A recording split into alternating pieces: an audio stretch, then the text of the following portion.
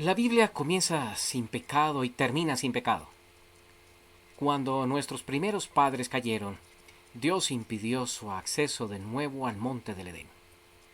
Con esto se evitaría la perpetuación del pecado e inmediatamente después de que el hombre cae, Dios ofrece una solución para volver a casa, el sistema de sacrificios.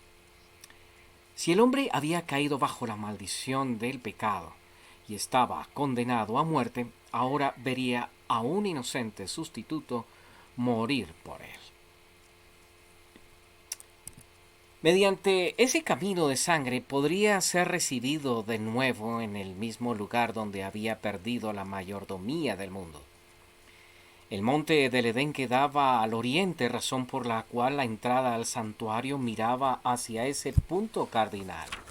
Y es justo por allí donde comenzamos a recorrer el camino de vuelta hasta llegar al lugar más íntimo de la presencia de Dios. De ahí que nuestra meta sea el lugar santísimo y no el santo ni el atrio. Salimos del Edén y hemos de volver a él. Decimos que es un monte porque de él emergía un río. Podemos leer lo que dice Génesis 2:10. Y salía de Edén un río para regar el huerto, y de allí se repartía a 4 brazos. Todos los ríos nacen en una montaña, pero a más de eso, el profeta también lo menciona como un monte. Ezequiel específicamente. Capítulo 28, versos 13 y 14. En Edén, en el huerto de Dios estuviste. Tú, querubín grande, protector, yo te puse en el santo monte de Dios. Allí estuviste.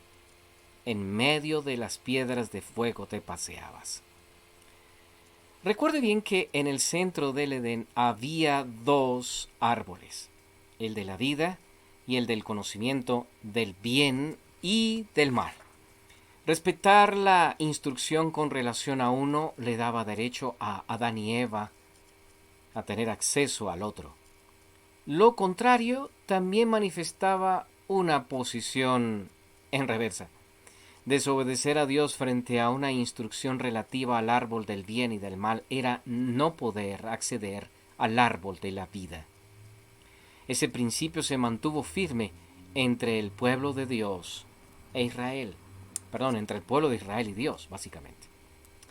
Podemos leer lo que escribió Moisés en Levítico 26:3. Allí leemos: si anduviereis y guardareis mis mandamientos, y los pusiereis por obra, andaré entre vosotros, y yo seré vuestro Dios, y vosotros seréis mi pueblo. Lo mismo escribió Moisés en idéntico libro, el capítulo 18, versículo 5. Por tanto, guardaréis mis estatutos y mis ordenanzas, los cuales, haciendo el hombre, vivirá en ellos. Téngase en cuenta que aquí todo gira en torno a la obediencia a la ley de Dios por amor a Él.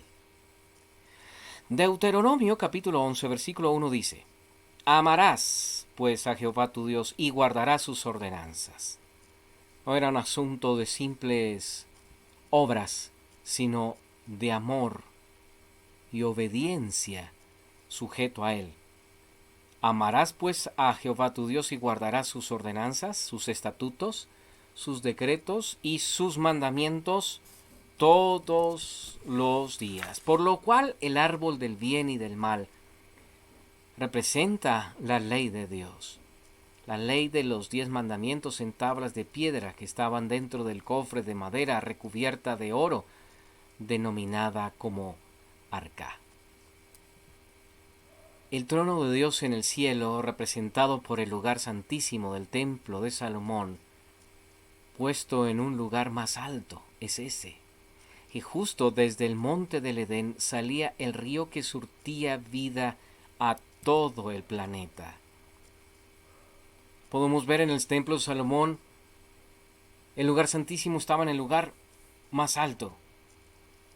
Y desde allí emergía toda la gloria de Dios. Y cuando volvamos a nuestro hogar perdido, ascenderemos a aquel glorioso monte. Según lo leemos en Apocalipsis 21, 2, 10 y 11. Y yo, Juan, vi la santa ciudad, la nueva Jerusalén descender del cielo de Dios, dispuesta como una esposa ataviada para su marido. Y me llevó en el espíritu a un monte grande y alto, y me mostró la gran ciudad santa de Jerusalén que descendía del cielo de Dios, teniendo la gloria de Dios. El vidente de Patmos también escribió en su último capítulo de Apocalipsis, en los versículos 1 al 3, lo siguiente. Después me mostró un río limpio de agua de vida, resplandeciente como cristal, que salía del trono de Dios y del Cordero. En medio de la calle de la ciudad y a uno y a otro lado del río estaba el árbol de la vida, que produce 12 frutos, dando cada mes su fruto, y las hojas del árbol eran para la sanidad de las naciones. Y no habrá más maldición, y el trono de Dios y del Cordero estará en ella, y sus siervos le servirán. Así que, bienvenidos a En el trono de Dios, donde la justicia y la misericordia se besan. No es posible tener acceso al trono de Dios en condición de pecado. Para llegar hasta allá es necesario atravesar cada una de las etapas del santuario que representan los estadios de nuestra salvación. Entonces, podemos mirar aquí el atrio del santuario, y en primer lugar debemos tener en cuenta que hay que pasar por el atrio. Y recibimos sendas promesas en la colorida puerta del santuario, y nos animamos a encontrarnos con el altar de bronce hecho cruz para dejar allí nuestros pecados, y al hacerlo somos cubiertos por el manto de justicia de lino fino, blanco y resplandeciente.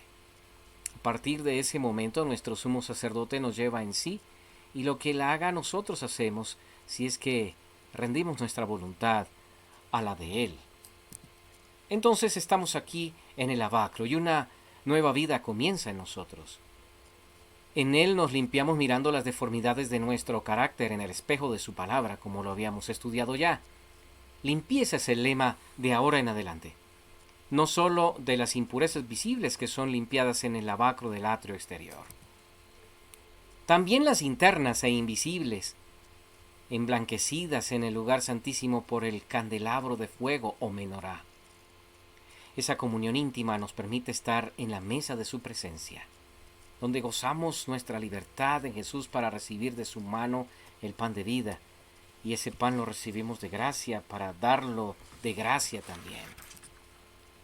Entonces, en su intimidad nos acercamos a Él por medio de la oración en el altar del incienso. Libres del pecado y habiendo abrazado la obediencia, estamos en condiciones de ser siervos a sus pies en el lugar santísimo.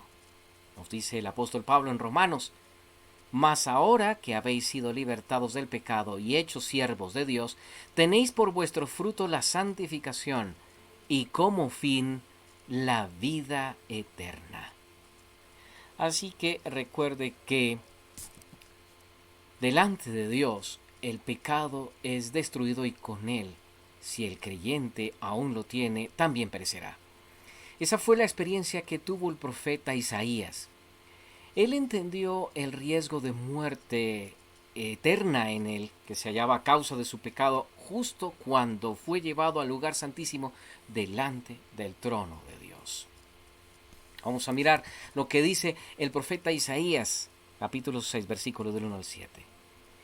En el año que murió Usías, vi yo al Señor sentado sobre un trono alto y sublime, y sus faldas llenaban el templo. Por encima de él habían serafines, cada uno tenía 6 alas, con 2 cubrían sus rostros, con 2 cubrían sus pies, y con 2 volaban. Y el uno al otro daba voces diciendo: Santo, Santo, Santo, Jehová de los ejércitos, toda la tierra está llena de su gloria. y los quiciales de las puertas se estremecieron con la voz del que clamaba, y la casa se llenó de humo. Entonces dije: ay de mí, que soy muerto, porque siendo hombre inmundo de labios, y habitando en medio del pueblo que tiene labios inmundos, han visto mis ojos al Rey, Jehová de los ejércitos. Y voló hacia mí uno de los serafines, también denominados como seres de fuego, teniendo en su mano un carbón encendido, más fuego, tomado del altar con unas tenazas, y tocando con él sobre mi boca, dijo: he aquí que esto tocó tus labios, y es quitada tu culpa y limpio tu pecado. El negocio de Dios con nosotros es el de eliminar el pecado de nuestras vidas para siempre. Amar al pecador como Él lo hace, y odiar el pecado como Él lo siente. Entonces, miremos la descripción que hace las Escrituras del precioso mueble del lugar santísimo, el arca del pacto. Vamos a leer lo que dice Éxodo 37 del 1 al 9. Dice así la palabra del Señor: hizo también Bezaleel el arca de madera de acacia. Su longitud era de 2 codos y medio, su anchura de codo y medio, y su altura de codo y medio. Recuerden entonces cómo coincide la altura del arca del pacto con la altura de la rejilla del altar de bronce donde eran sacrificados y consumidos los animales sustitutos de las ofrendas por el pecado u ofrendas de paz, etc. Es la misma altura y corresponde a esta. Ahora dice que la cubrió de oro puro por dentro y por fuera, y le hizo una cornisa de oro en derredor. Además fundió para ella 4 anillos de oro a sus 4 esquinas, en un lado 2 anillos y en el otro lado 2 anillos. Hizo también varas de madera de acacia y las cubrió de oro. Y metió las varas por los anillos a los lados del arca para llevar el arca. Hizo asimismo el propiciatorio de oro puro, su longitud de 2 codos y medio y su anchura de codo y medio. Este propiciatorio, que es la tapa, dice la descripción bíblica, contiene los 2 querubines de oro labrados a martillo en los 2 extremos del propiciatorio, un querubín a un extremo y otro querubín en el otro extremo. De una pieza con el propiciatorio hizo los querubines a sus 2 extremos. Y los querubines extendían sus alas por encima el uno enfrente del otro, mirando hacia el propiciatorio. Muy bien. Debemos decir que este mueble es denominado como arca del pacto o testimonio. Si bien lo recuerdan, en los primeros capítulos de esta serie hablamos de que el término pacto es sinónimo de promesa, según el tratamiento que el apóstol Pablo le dio a dicho término en el libro de Gálatas. Lo podemos ver entonces en el Gálatas capítulo 3, versículo 10 al 18. Porque todos los que dependen de las obras de la ley están bajo maldición. Pues está escrito: maldito todo aquel que no permaneciere en todas las cosas escritas en el libro de la ley para hacerlas. Nadie es bueno por naturaleza propia. Todos dejamos al descubierto la desnudez que la ley de Dios nos muestra, dejándonos bajo la maldición de la muerte, por ser transgresores naturales de ella, ni más ni menos. Pero continúa el texto diciendo: y que por la ley ninguno se justifica para con Dios es evidente, porque el justo por la fe vivirá. Y la ley no es de fe, sino que dice: el que hiciere estas cosas vivirá por ellas.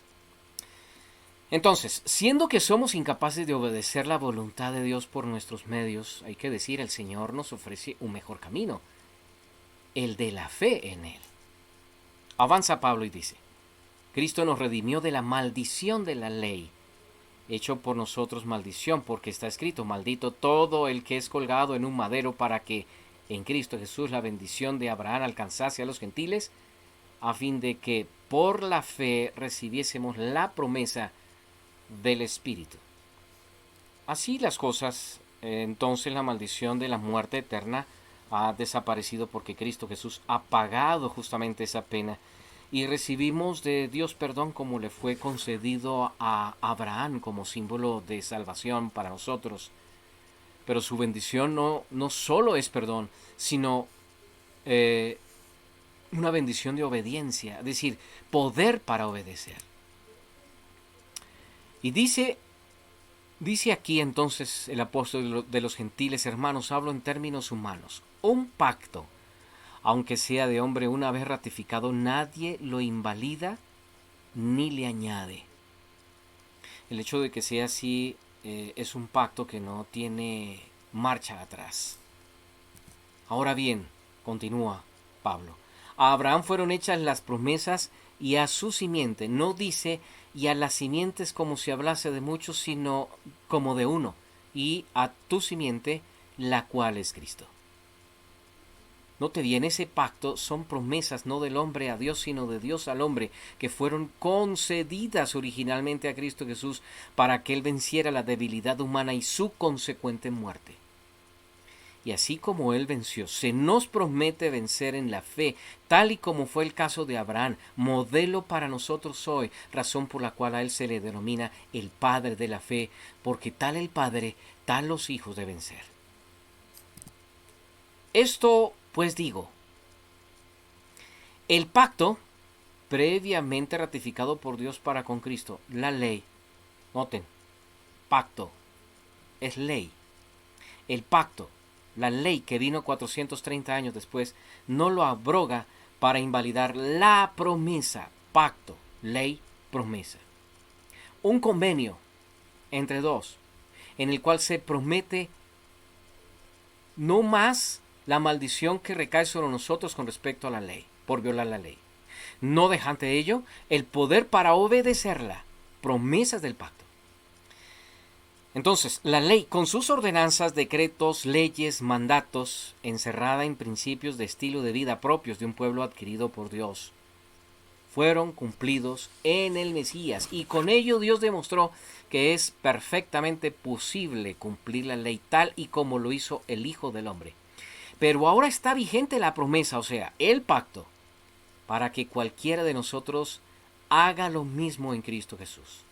Dice: porque si la herencia es por la ley, ya no es por la promesa, pero Dios la concedió a Abraham mediante la promesa. Entonces, luego la herencia eterna es posible confiando en las promesas que Él nos hace. O sea, nuevo pacto. No en las que nosotros le hacemos a Él. O sea, antiguo pacto. Bueno, siendo las cosas así, podemos entender mejor por qué este mueble se denomina como el arca del pacto, y también lo podemos llamar arca de la promesa, pues ella representa a Cristo Jesús. Esta arca, siendo de madera y de oro, representa, y vemos en ella allí, su naturaleza humana y divina combinadas. Todo lo que contiene ella es una promesa para nosotros. Así de sencillo. Cristo Jesús, el maná que descendió del cielo, que nos sustenta día tras día. Una promesa para nosotros. Cristo Jesús, la vara de Aarón que floreció para asegurarnos que no es nuestra apariencia lo que cuenta, sino su poder. Es una promesa también para nosotros. Cristo Jesús, la ley, para odiar el pecado como Él lo hace y amar al pecador de tal manera como Él me ama a mí. Bueno, esto es justicia, la justicia de Cristo, una verdadera promesa para nosotros. Pero la Biblia también lo llama el arca del testimonio. Todas las ordenanzas, estatutos y decretos de la ley, su adenda u otro sí, que amplía los detalles de la misma, fueron recogidos en un rollo llamado testimonio. Y el testimonio lo da un testigo que da fe del cumplimiento de las condiciones a fin de recibir todas las promesas contenidas en el arca, en el templo y en todo el santuario. Ahora, miremos ahora de una manera clara qué simbolizan todos estos elementos dentro del arca. Entonces hemos de empezar con el maná. El maná fue la provisión del cielo como sustento alimenticio hasta que llegaron a la tierra prometida. Y había suministro para todos. Se recogía temprano en la mañana y había que hacerlo de rodillas. Cuando salía el sol se derretía. Se agusanaba si se guardaba de un día para otro, a excepción del viernes que se conservaba para el sábado y el domingo volvía a caer. El Señor dijo que Él era representado por ese pan del cielo. El evangelista Juan así lo escribió y dijo: y Jesús les dijo: de cierto os digo, no os dio Moisés el pan del cielo, mas mi Padre os da el verdadero pan del cielo, porque el pan de Dios es aquel que descendió del cielo y da vida al mundo. Bueno, como el maná viene a constituirse nuestro sustento diario en nuestra vida, como el maná lo debemos buscar desde temprano, de rodillas, como quien busca el alimento que es el sustento vital. La comunión debe ser diaria, pues la de hoy no me sirve para mañana. Y como el maná fue el pan que reposó desde el viernes sin que hubiera corrupción el sábado, para venir a resucitar el domingo y así tener el derecho de darnos vida en abundancia. Entonces, ahora pasemos a la vara de Aarón. ¿Qué es lo que contiene la vara de Aarón? ¿Qué es lo que nos enseña la vara de Aarón? Que esta que reverdeció. Hay un episodio en la Biblia que narra lo sucedido al respecto y está entre Números 16 y 17. Hay una rebelión en el campamento que disputa el liderazgo sacerdotal de Aarón. Descendientes de Leví reniegan de Moisés y su hermano por no cumplir con las promesas de una tierra que fluye leche y miel. Más bien su deseo de regresar a Egipto en la suposición de que allá estaban mejor. Esto genera caos al interior de Israel y la consecuente muerte de los rebeldes de Leví junto con todas sus familias. Entonces se despierta un espíritu de duda en todas las tribus, pretendiendo cada uno tener derecho de dirimir la dirección del destino de Israel. Así pues, Dios pide a cada tribu que presente sendas varas distintivas. Estas son llevadas al interior del santuario para determinar por señal cuál es la que tiene la preeminencia sobre las demás. Es así como la de Aarón, que era un palo seco, florece con flores de almendro. Esta vara representa a Cristo Jesús, nuestro sumo sacerdote. Y así lo encontramos en lo que nos dice el profeta Isaías en el capítulo 53, versículo 2. Subirá cual renuevo delante de él, y como raíz de tierra seca, no hay parecer en él ni hermosura, le veremos más sin atractivo para que le deseemos. Un ministerio muy fructuoso para nosotros, pues es florido y lleno de frutos, con retoños que prometen nunca fenecer la belleza y productividad del mismo. Había almendras para el presente y renuevos y flores para mañana. Bueno, entonces, como se trata de un pacto de promesa, insertados en esa vara, nosotros, palos secos, vendremos a ser renuevos de su ministerio y frutos gloriosos de su obra. Por ese ministerio Israel fue perdonado y renovado y sirve como símbolo de su intercesión en favor nuestro para no ser destruidos a causa del pecado. Leamos ahora lo que dice Números 17, 10 al 12. Y Jehová dijo a Moisés: vuelve la vara de Aarón delante del testimonio para que se guarde por señal a los hijos rebeldes, y hará cesar sus quejas delante de mí para que no mueran. E hizo Moisés como le mandó Jehová, así lo hizo. Entonces los hijos de Israel hablaron a Moisés diciendo: he aquí nosotros somos muertos, perdidos somos, todos nosotros somos perdidos. Desde entonces apareció al interior del arca estos elementos. Los que están en Cristo Jesús no solo reciben la palabra como pan, sino que viven por ella. Pero también son los que siguen su camino conforme a las instrucciones de su Señor, aunque atravesando el desierto, seguros de llegar a la tierra que fluye leche y miel. Después de este evento, la idea de regresar a Egipto nunca más vuelve a aparecer en la mente de los israelitas.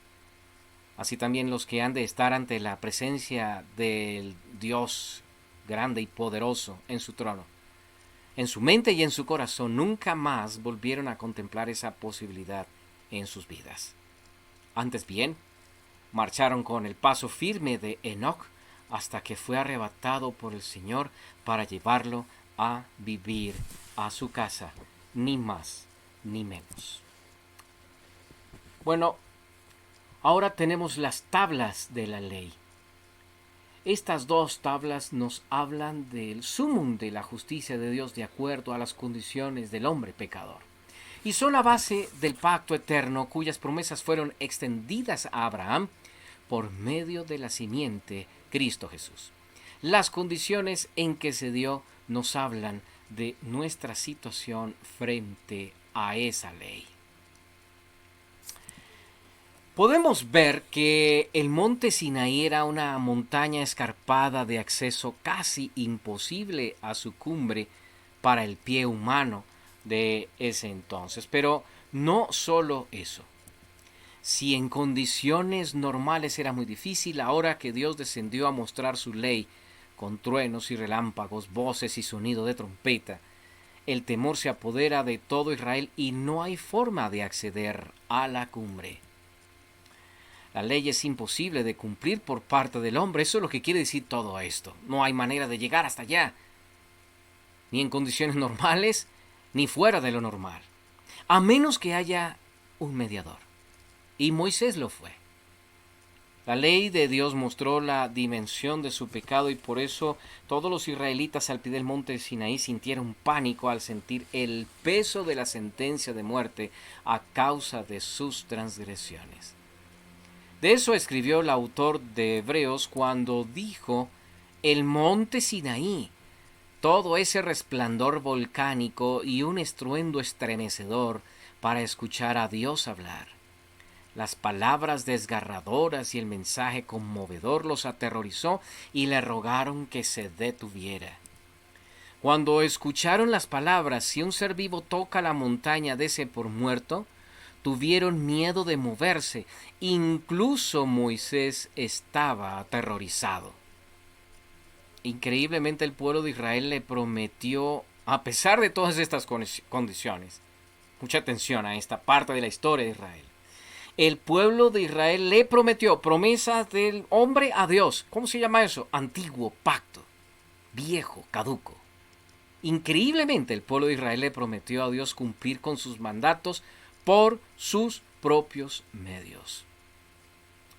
Pero note lo que dice Éxodo 24:7. Y tomó el libro del pacto y lo leyó a oídos del pueblo, el cual dijo: haremos todas las cosas que Jehová ha dicho y obedeceremos. Parece que no habían entendido ni por experiencia propia lo que significaban sus vacuas palabras que no tenían sentido.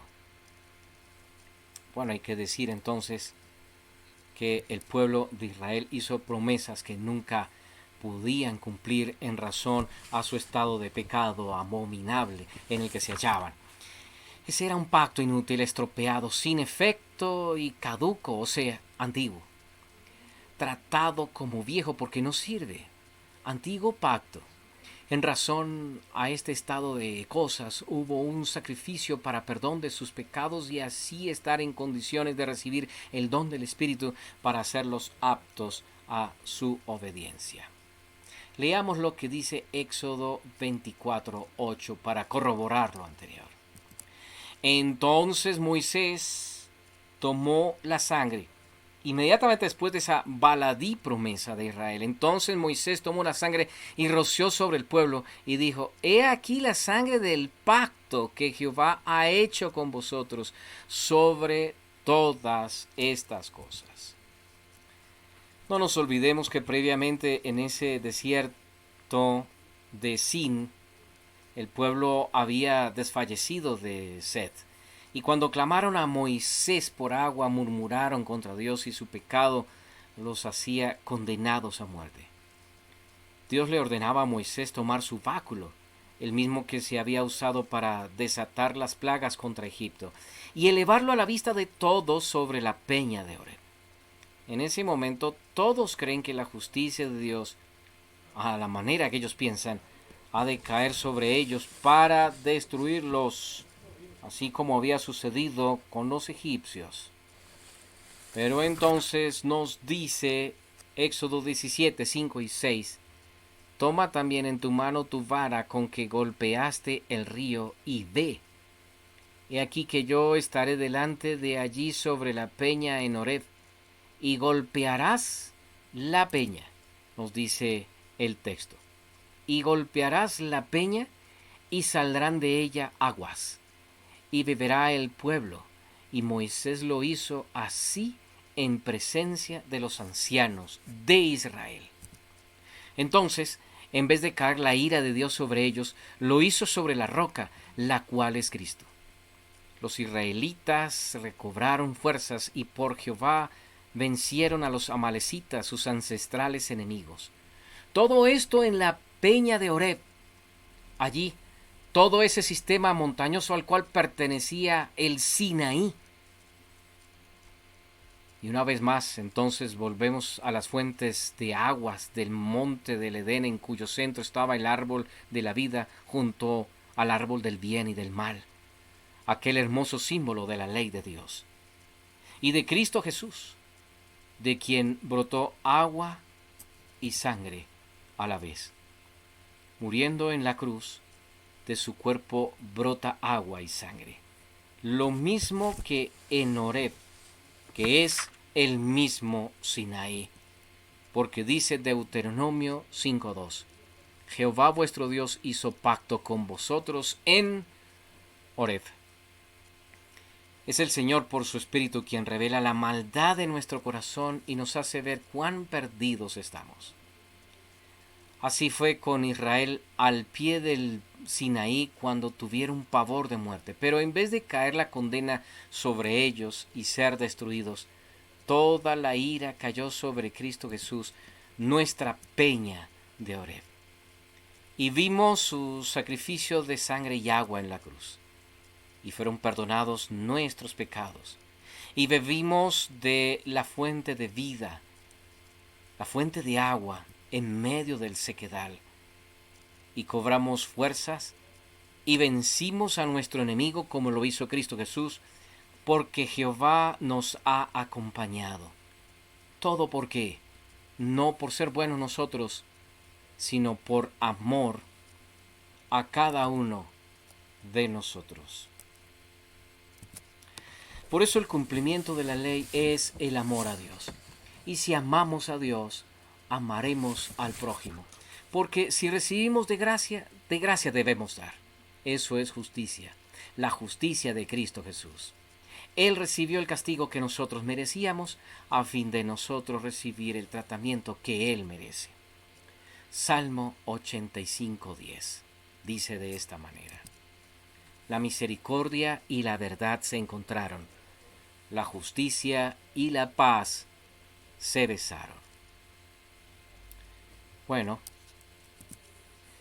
es por eso que allí sobre la ley, la vara de Aarón y el maná, está el propiciatorio de oro puro con sus querubines. Miremos entonces lo correspondiente al propiciatorio. Esta es la pieza que cubría el arca del pacto a manera de tapa, como ustedes lo pueden ver. Esta pieza se llama propiciatorio y quiere decir donde Dios hace propiciación por nosotros.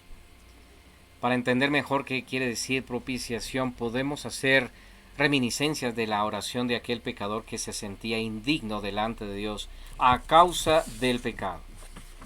Dice Lucas, el Evangelio de Lucas 18:13, mas el publicano, estando lejos, no quería ni aun alzar los ojos al cielo, sino que se golpeaba el pecho diciendo, Dios, sé propicio a mí, pecador. Entonces, hasta allá llegaba la sangre del inocente sustituto para expiar las iniquidades y pecados y rebeliones de los pecadores arrepentidos. Ahora, en cuanto a los querubes que se hallan allí, hay mucho que decir, pero bástenos decir lo siguiente con respecto a ellos. Dice la palabra de Dios en el capítulo 25 de Éxodo, el versículo 22. Y de allí me declararé a ti y hablaré contigo sobre el propiciatorio de entre los dos querubines que están sobre el arca del testimonio, todo lo que yo te mandare para los hijos de Israel. Este detalle tiene gran significancia para nosotros por lo siguiente. Preste atención a esto. El salmista, describiendo la escena que vio del trono de Dios, escribió lo siguiente en el Salmo 99. Jehová reina, temblarán los pueblos. Él está sentado sobre los querubines, se conmoverá la tierra. Exaltad a Jehová nuestro Dios y postraos ante el estrado de sus pies. Él es santo. El salmista, describiendo la escena que vio del trono, ve al rey sentado sobre los querubines. Y a todos llama postrarse al estrado de sus pies, lo cual quiere decir que la posición genuflexa de aquellos seres de fuego del trono, los más poderosos del universo, es de absoluta humildad, como la que debemos llegar a tener nosotros los que hemos de ser salvos. Y para lograrlo pasamos por el atrio limpiando nuestros pecados. Seguimos en él diariamente por el lavacro, viendo en el espejo nuestras manchas para lavarlas en el agua de la palabra del Espíritu. Y entramos a los lugares santos de la intimidad, bautizados por el fuego del Espíritu Santo, disfrutando el gozo de sentarme con Él en la mesa de los panes de la comunión y hablando con Él en santa oración, poniendo a sus pies todas mis necesidades y angustias y sueños del cielo que se han asentado en nuestro corazón. Allí llegaremos a depender de Él en todo como maná del desierto. Siendo palos secos floreceremos y daremos frutos y brotaremos renuevos para su honra y gloria. Y beberemos el agua de su misericordia y derrotaremos todas las fortalezas del pecado en nuestra vida y le amaremos y obedecemos la ley, su ley. Y como hemos recibido bendiciones de misericordia, pues seremos bendición y misericordia a otros, porque de nuestro interior correrán ríos de agua viva. Es una posición de absoluta sumisión al mandato del Rey. A los pies de Cristo, la gran pecadora halló misericordia y justicia. A los pies del Maestro, la de Magdala derramó su vida en gratitud al Dios que la había perdonado. Y a sus pies todo aquel que quebrante su corazón alcanzará misericordia y recibirá justicia plena del Señor. Bueno, muchos más asuntos pudiéramos seguir estudiando acerca del Arca del Pacto, pero el espacio es muy corto. De cualquier manera, seguiremos profundizando en él cuando toquemos todos los tópicos anexos del santuario. Y de verdad que lo vamos a hacer, especialmente al estudiar las fiestas del santuario. Y de estas lo correspondiente al día de la expiación, que tenía como escenario central el lugar santísimo, justo en donde se hallaba el arca del pacto eterno. Por lo pronto, para finalizar, quisiera llamar la atención a ustedes al siguiente punto.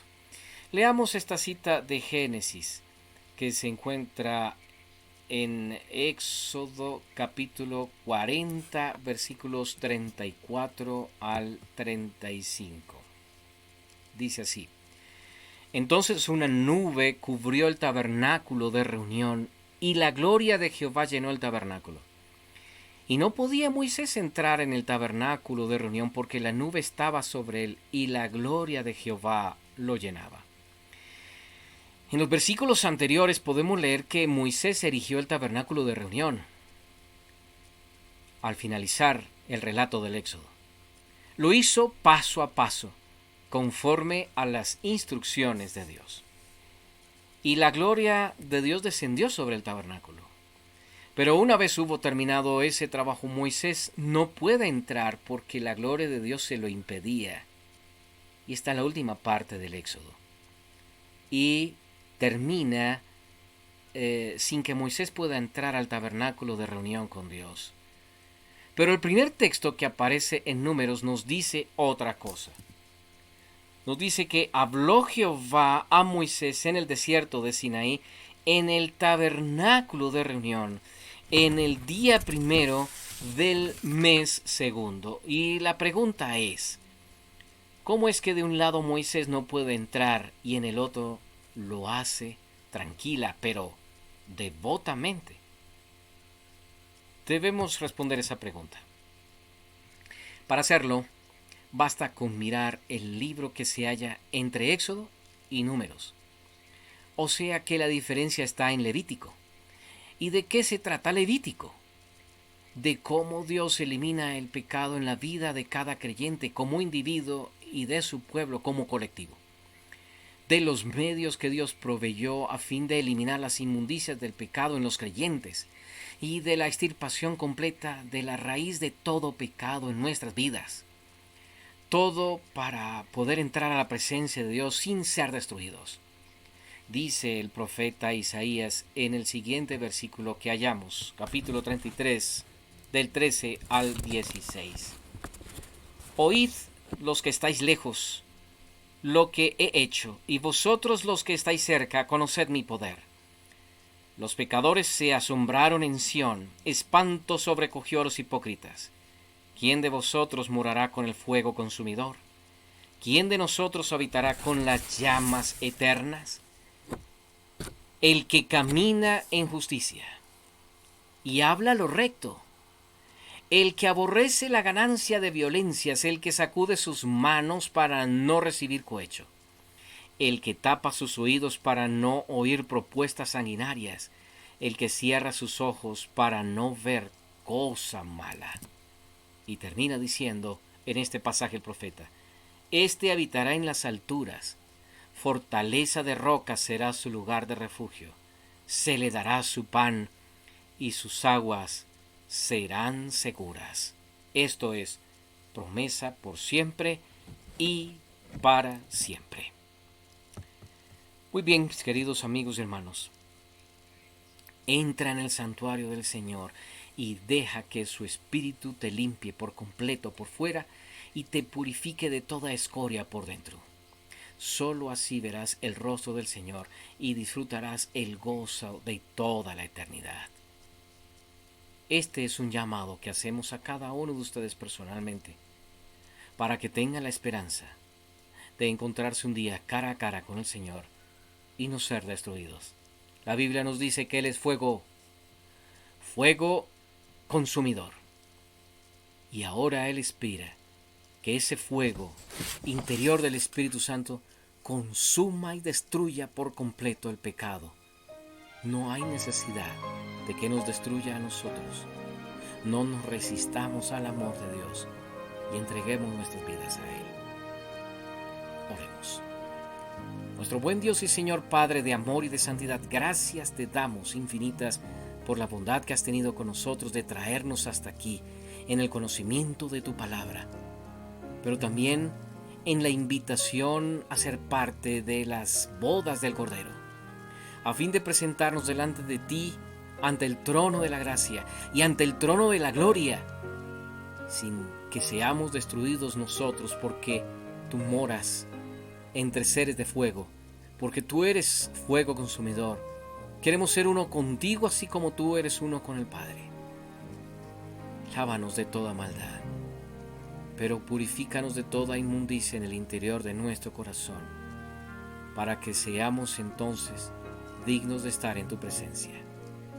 Gracias, Señor, por tan hermoso plan, por el plan de la salvación y por tantos detalles que nos hablan de la misericordia y de la justicia, y de cómo ellas se besan, y de cómo nosotros, abrazados a tus pies, deseamos recibir la propiciación por nuestros pecados. En el nombre y por los méritos de Cristo Jesús lo agradecemos y pedimos todo. Amén.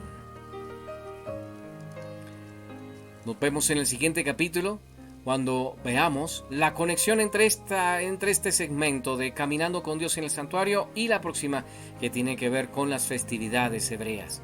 Vamos a mirar las vestiduras del sumo sacerdote y al sumo sacerdote luciéndolas y todas las enseñanzas preciosas que ellas representan para nuestra vida espiritual.